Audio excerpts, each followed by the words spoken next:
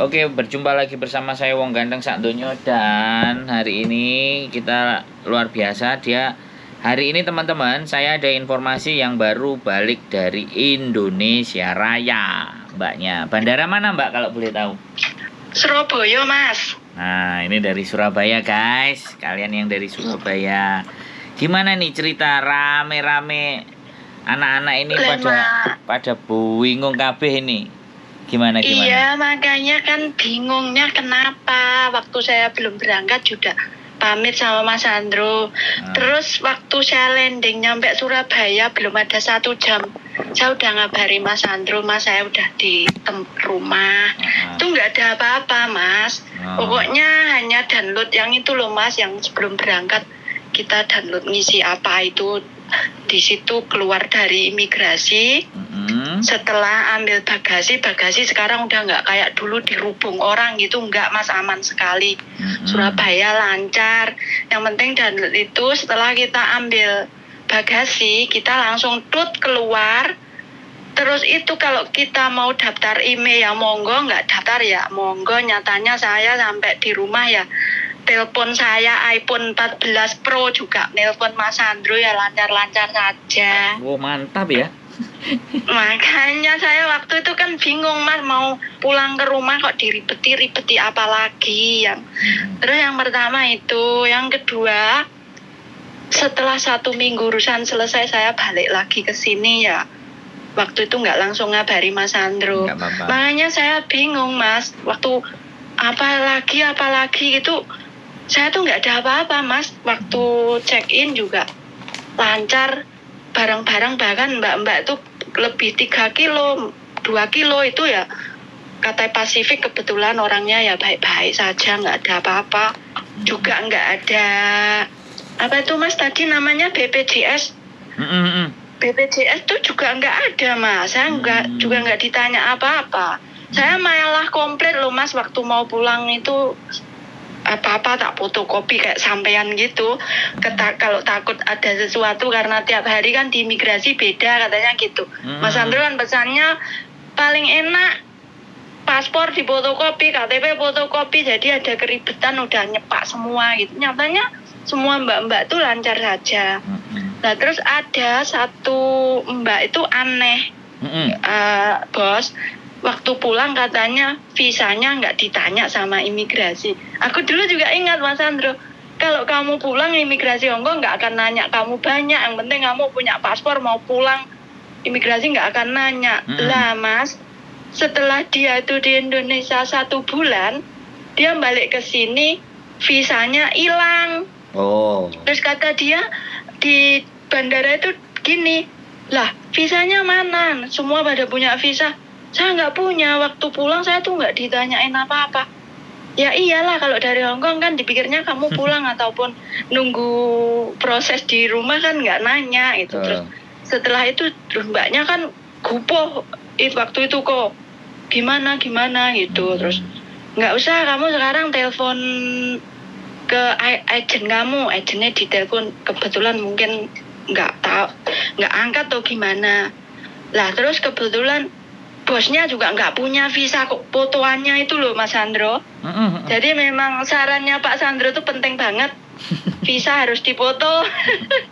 Perintilan tuh harus dipoto. Kalau di imigrasi ribet, gampang gitu. Nah terus setelah di imigrasi tuh Masnya nggak usah ribet, Mbak. Ada alternatif, nanti pokoknya ada alternatif solusi untuk Mbak bisa berangkat, ada solusi. Dari imigrasi mau dituliskan apa gitu loh, Mas. Nanti pokoknya Mbak berani bertanggung jawab bahwa Mbak itu udah memang benar-benar punya visa gitu. Karena ada kontraknya kok. Jadi mereka mempercayai bahwa Mbak itu memang punya visa gitu.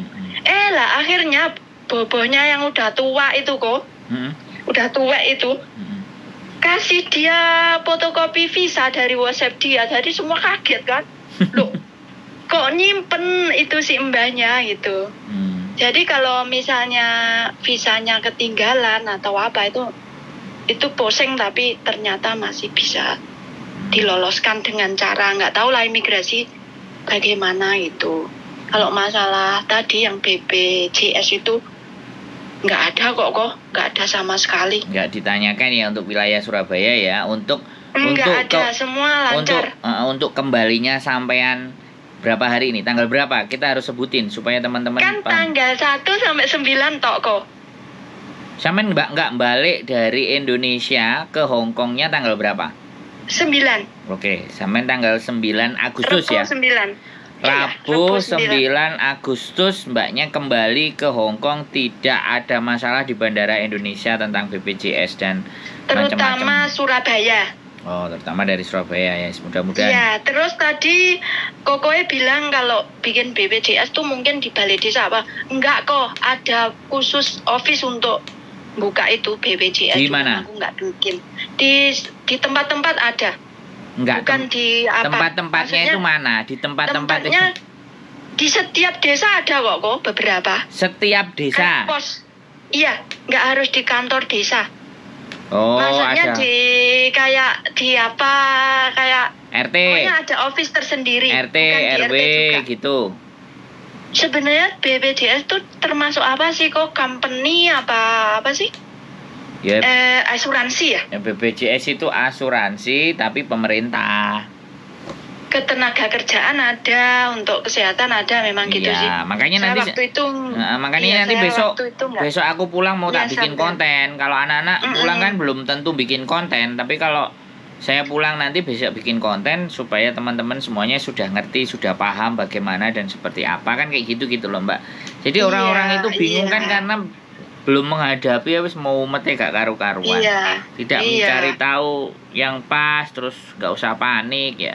Ya nggak ada masalah Nggak sih. usah. Makanya kenapa konten saya ini ya membuat mereka supaya tidak panik, membuat konten saya Iya, ini jadi iya. supaya tenang. Nanti Tapi memang saran-saran Mas Andro itu saya gunakan. Maksudnya perintilan yang penting-penting yang seakan-akan di imigrasi butuh itu memang lebih baik dipoto kok. Jadi kalau ada apa tinggal ini Pak, ini Bu, udah beres.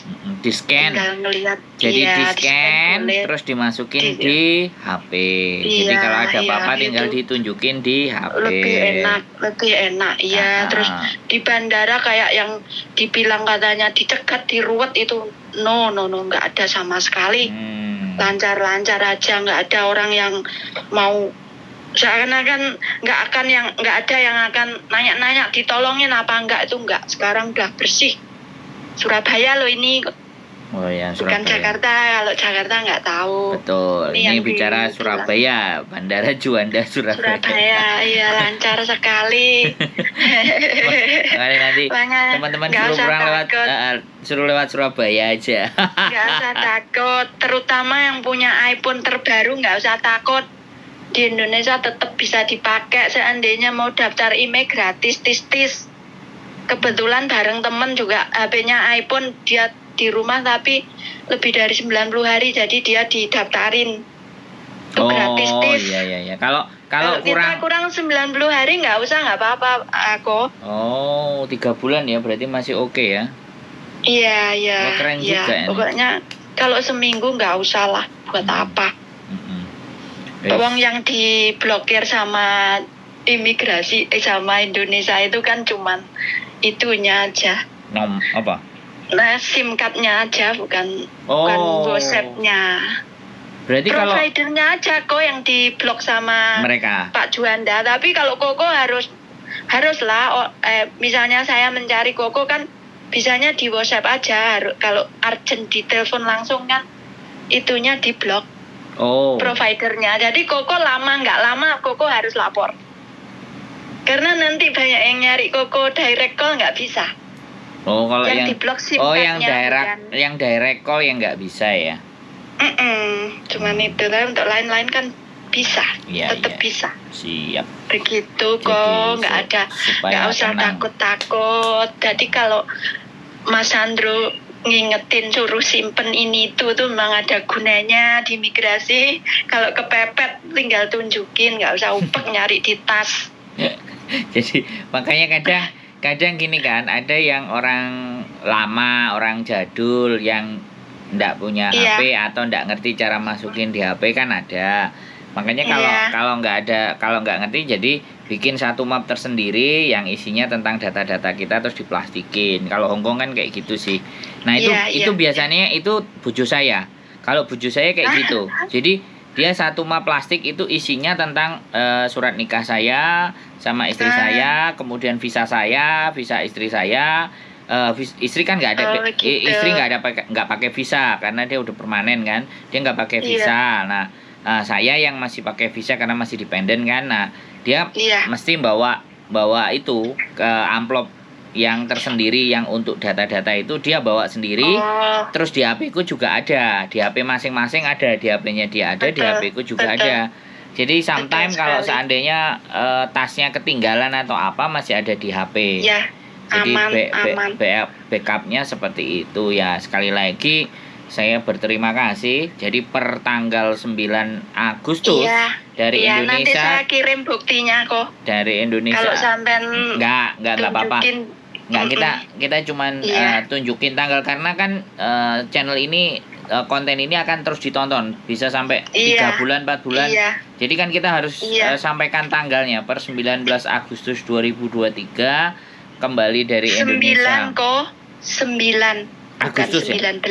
Yes. 9 Agustus. Aku berangkat tanggal 1, kembali tanggal 9. 9 Agustus 2023 tidak ada masalah penerbangan dari Surabaya. Tapi memang kadang-kadang lewat Cathay Pacific tapi kadang-kadang semua. Kadang-kadang kayak gitu itu juga ada random ya, Mbak. Jadi kadang-kadang ada yang mau memberlakukan, kadang-kadang yo aman. Jadi majemuk gitu loh. Jadi kayak nasi api apa nasi pele. Tapi sekali lagi kalau sudah dipersiapkan semuanya ya kan nggak ada masalah. Toh pun sebenarnya BPJS kalau toh pun disuruh bikin BPJS kan BPJS itu kan tidak hanya ke kita aja sih. BPJS itu kan programnya pemerintah menurut saya karena dia mau kepingin yang di luar negeri itu juga paling tidak membayar BPJS. Intinya ini loh, intinya negara itu gak ada duitnya, mau ngambil duit dari ambil duit dari pemilu masyarakatnya dengan salah satu cara campaign tentang BPJS. Karena kalau orang-orang di luar negeri ini kan nggak tersentuh toh Mbak, makanya kadang-kadang karena nggak tersentuh ya piye mereka itu kalau bisa sampai ngerti dewe lah. Jadi buat teman-teman ya sekali lagi saya bilang ya selama teman-teman semuanya persyaratannya aman, tidak menjadi persoalan ya sudah, karena namanya perubahan itu pasti akan memberikan dampak. Kadang dampaknya itu bisa kita maklumi, ada yang nggak mau memaklumi. Kayak zaman dulu dari minyak tanah ke gas juga rame. Nanti minyak gas jadi ke listrik juga rame. Jadi mobil dari bensin ke listrik nanti juga rame. Apa-apa dibikin rame ya. Itulah manusia kan suka cari sesuatu yang rame. Jadi kadang-kadang ya mungkin biasanya kita pakai kaos. Habis itu tidak boleh pakai kaos, kita harusnya pakai kemeja. Tinggal cari kemeja aja lo ya kok bingung. Ribet. Nah, jadi kan kayak gitu tuh sebenarnya. Iya. Ya, begitulah kira-kira Mas Andro. Kadang-kadang saya juga gitu. Semuanya, pokoknya terima kasih yang sudah baik memberikan info. Jadi nanti kita sambung pembicaranya. Ini saya matikan dulu kontennya. Terima kasih buat teman-teman sehat selalu, tidak ada masalah dan sampai ketemu lagi di Hongkong. Oke, see you, bye bye. Terima kasih.